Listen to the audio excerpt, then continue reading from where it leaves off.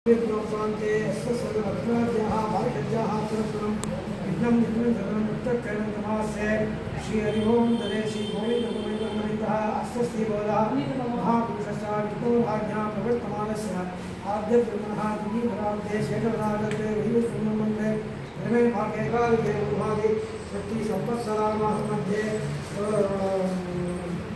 पुरोधीनां संवत्सरे उत्तरायणे भीष्मो वीरमासे शुक्लमोक्षे पौर्णमास्यां शुभदिनौ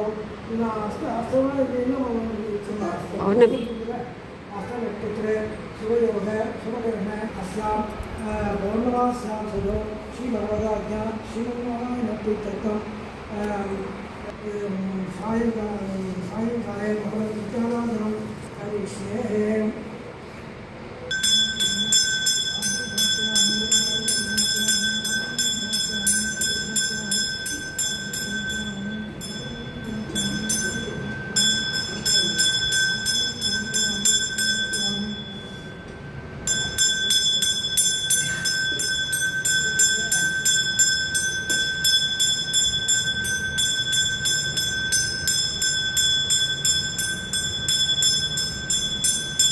mau உட்காருங்க எல்லாரும் உட்காருங்க.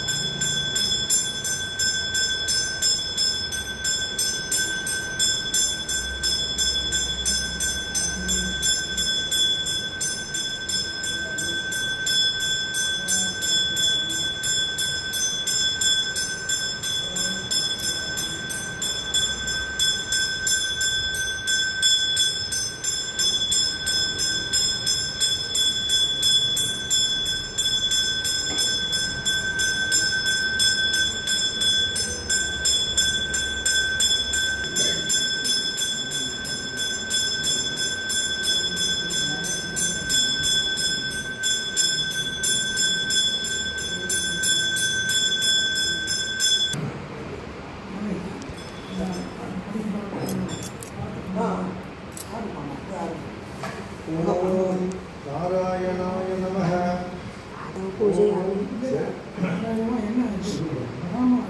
ओम नारायणाय नमः। पादौ पूजयामि। ओम शेषसायिने नमः। कुल्पौ पूजयामि। ओम कालस्वरूपिणे नमः। ओम जङ्गे नमः पूजयामि। ओम विश्वरूपाय नमः। ओम जानवी नमः। ओम जगन्नाथाय नमः। गुह्यं पूजयामि। ओम कमलनाभाय नमः। ओम नाभिं पूजयामि। ओम जगत्कुशिने नमः। कुशिं पूजयामि। ओम लक्ष्मीविलस्तवक्षये नमः। वक्षस्थलं पूजयामि। चक्रादिहस्ताय नमः। हस्तान् पूजयामि। चतुर्बाहवे नमः। बाहून् पूजयामि। श्रीकण्ठाय नमः। कण्ठं पूजयामि। श्रीशत्रुङ्गाय नमः। ओम मुखं पूजयामि। ओम सत्यवाचे नमः। ओम वक्त्रं पूजयामि। ओम सीसाय नमः। नासिकां पूजयामि। ओम रविन्दुलोचनाय नमः। नेत्रे पूजयामि। दिक्श्रोत्राय नमः। श्रोत्रे पूजयामि। ओम सर्वव्यापिने नमः। शिरो पूजयामि। ओम सत्यनारायण स्वामिने नमः। सर्वाङ्गानि पूजयामि। ओम द्वारकानाथाय नमः। ओम बलिने नमः। ओम वृन्दावनाय नमः। ओम पशुलासुरत्वंसिने नमः। ओम वानासुरघरान्तकाय नमः। ओम युधिष्ठप्रतिष्ठात्रे नमः। ओम पार्थसारथये नमः। ओम अव्यक्ताय नमः। ओम गीतामृतमहामहोदराय नमः। ओम कालीय ओम दामोदराय नमः। ओम यज्ञबोध्रे नमः। ओम दानवेन्द्रविनाशकाय नमः।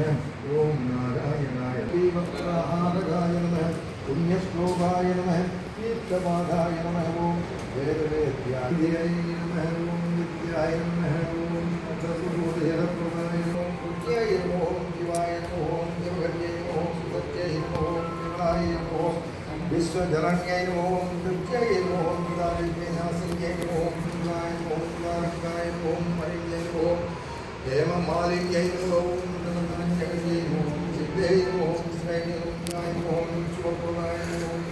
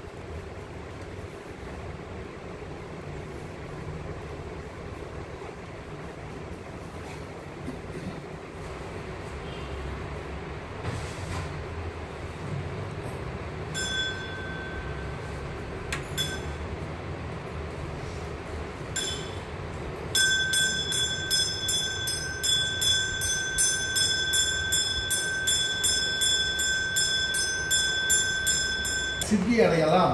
அதை எங்களுக்கு தயவு கூர்ந்து திருவருள் மலர்ந்தருள வேண்டும் என்று கேட்டார்கள்.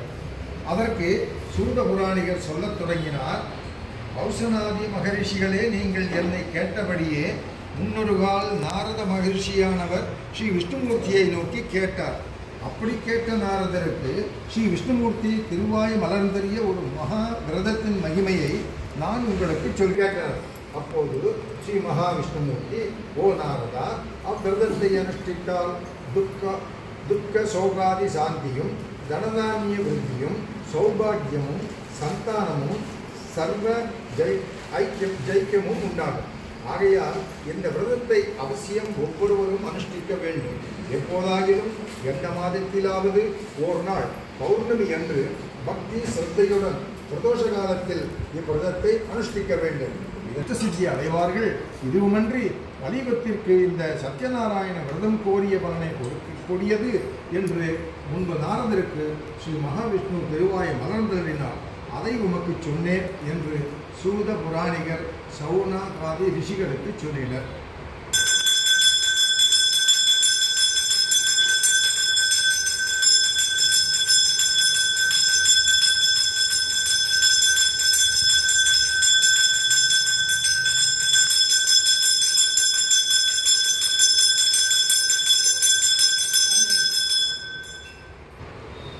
இரண்டாவது அத்தியாயம். பின்னும் சூதபுராணிகர் ரிஷிகணங்களை நோக்கி, ஓ ரிஷீஸ்வரர்களே, மேற்சொல்லிய விரதத்தை முன்பு எவரால் அனுஷ்டிக்கப்பட்டதோ அதை எனக்கு சொல்லுங்கள் என்று கேட்டான். உடனே ஸ்ரீமத் நாராயணனாகிய கிழபிராமணன் சொல்லுகிறார், ஓம் பிராமணா, சத்யநாராயணன் என்னும் திருநாமமுடைய மகாவிஷ்ணு கோரிய வரங்களை கொடுத்து ரட்சிப்பார். ஆகையால் மனுஷன் எந்த விரதத்தை அனுஷ்டித்து ஆரம்பிப்பார். அன்று முதல் அந்த பிராமணன் ஒவ்வொரு மாதமும் பௌர்ணமியில் சத்யநாராயண விரதத்தை அனுஷ்டித்துக் கொண்டு வந்து சர்வ பாவ நிவாரணமாய் மோட்சமடைந்தார். ஆகையால் பூர்வத்தில் யாராகிலும் எப்போதாகிலும் இந்த விரதத்தை அனுஷ்டிப்பார்கள். அத்தருடனே சகல சம்சார துக்கங்களையும் நசிக்கச் செய்யும் என்று ஸ்ரீமன் நாராயணன் நாரதருக்கு சொல்லியபடி சௌனகாதி முனிவர்களுக்கு சூத புராணிகர் சொல்லி அருளினார். பின்னர் மிக சந்தோஷமடைந்து அப்பொருட்களை கொண்டு வாழைப்பழம், சர்க்கரை, நெய், பால், தயிர், தேன், கோதுமை மாவு முதலியவைகள் வாங்கி சேர்த்தால் விசேஷ பொருள், தனம், சம்பத்து இவைகளை நிறைய அடைந்து இகலோகத்தில் சகல சுகானுபவங்களையும் அனுபவித்து பிறகு சத்தியலோகம் அடைந்து மோட்ச சாம்ராஜ்யத்தை பெற்றான்.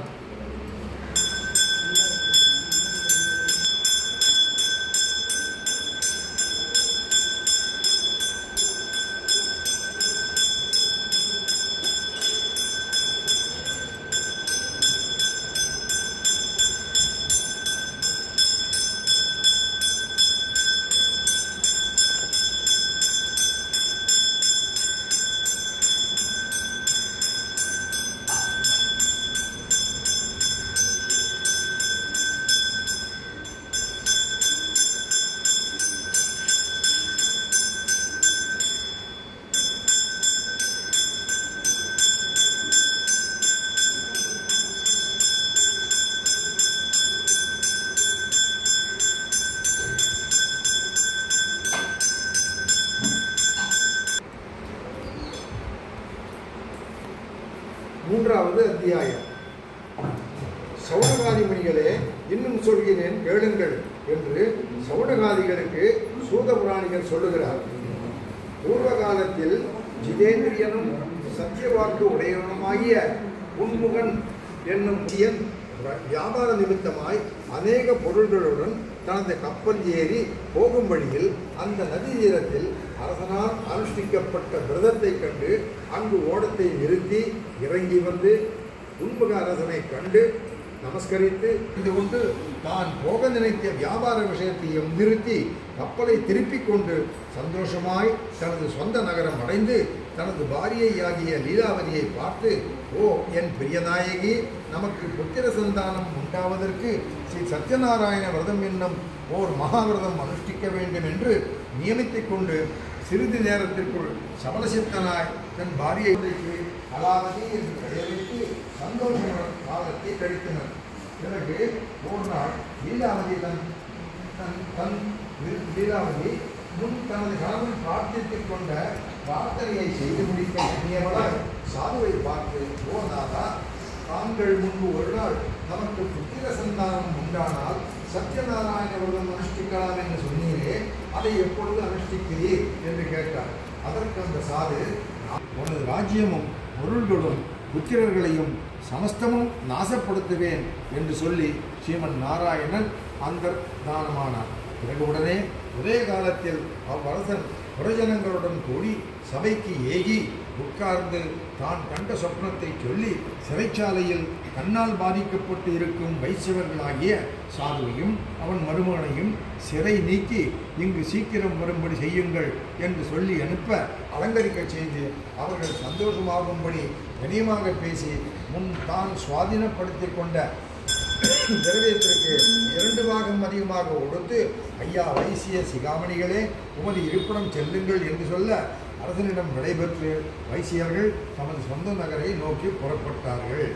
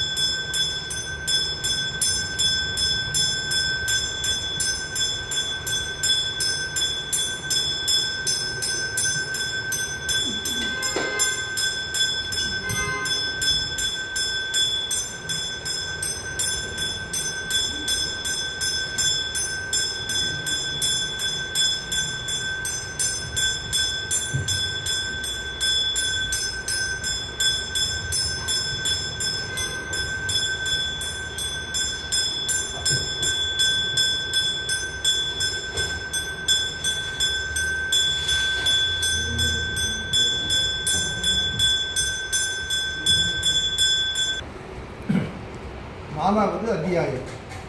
அப்படி தமது நகரத்தை நாடி புறப்பட்டு தனது பொருள்களை கப்பலில் பத்திரப்படுத்தி கொண்டு சில பிராமணர்களுக்கு தானம் கொடுத்து போகும்போது ஸ்ரீ சத்யநாராயண சுவாமி திரிகண்ட வேஷதாரியாய் ஓர் துர்புத்தி உடையவனே, எனது வீக்ஷண்யத்தால் உனக்கு அப்போதைக்கு அப்போது துக்கம் உண்டாகிறது என்று சொல்லினர்.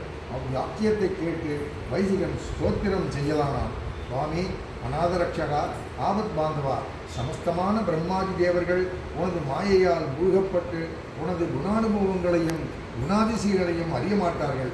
மூடனாகிய நான் ஸ்ரீமன் நாராயணன் அவன் கோரியபடி வரம் கொடுத்து உடனே மறைந்தருளினார். பிறகு சாது முன்போலவே தனது கப்பலில் பொருள்கள் யாவும் இருக்க கண்டு சந்தோஷித்து அந்த கப்பலில் ஏறி ஸ்ரீமன் நாராயண தியானம் செய்து கொண்டு கப்பலை நடத்தி தனது இருப்பிடத்தில் உள்ள துறைமுகம் வந்து சேர்ந்தார்கள். அப்படி சேர்ந்ததும் காவற்காரன் ஒருவனை அழைத்து தனது வீட்டிற்கு சென்று புருஷனை காணாமல் செய்தேன் என்று சொல்லி மறைந்தார். அதை கேட்ட கலாவதி மெய்மறந்து திரும்பி வீடு வந்து சேர்ந்து திரிகரண சுத்தியாய் பூஜா பிரசாதத்தை உட்கொண்டு மறுபடியும் துறைமுகம் சேர்ந்து பார்க்க ஸ்ரீமன் நாராயணமூர்த்தியின் அனுகிரகத்தினால் யதாப்பிரகாரம் கப்பலையும் தனது கணவனையும் இருக்க கண்டு மனமகிழ்ந்து பூரித்து யாவரையும் அழைத்துக் கொண்டு பழையபடி வீடு சேர்ந்து தாங்கள் அன்று முதல் சாது சத்திய நாராயண பூஜையை பந்துமித்திரனுடன் கூடி பௌர்ணமியிலும் சங்கராந்தியிலும் இடைவிடாது செய்து கொண்டிருந்தது. அதனால் இகலோக சுகானுபவங்களை பெற்று பரலோகத்தில் மோட்சமடைந்தனர் என்று சூதர் சவுனகாரியருக்கு சொல்லி அருளினார்.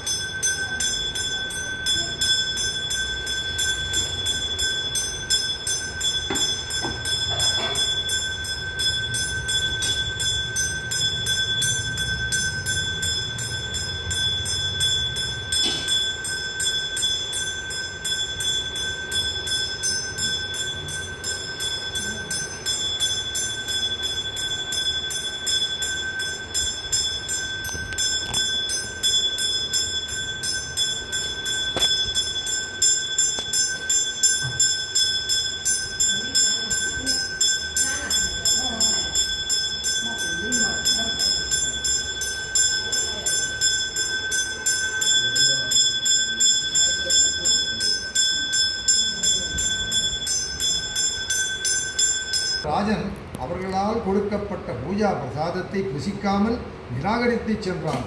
அதனால் ஸ்ரீ சத்யநாராயணமூர்த்தி கோபித்து சபித்தனர். அது முதல் அவ்வரசனுடைய புத்திர பௌத்திர ராஜ்ய சம்பத்துக்கள் யாவும் அழிந்து மிக்க சிந்தா கிரந்தனானான். அங்கே இருக்கு.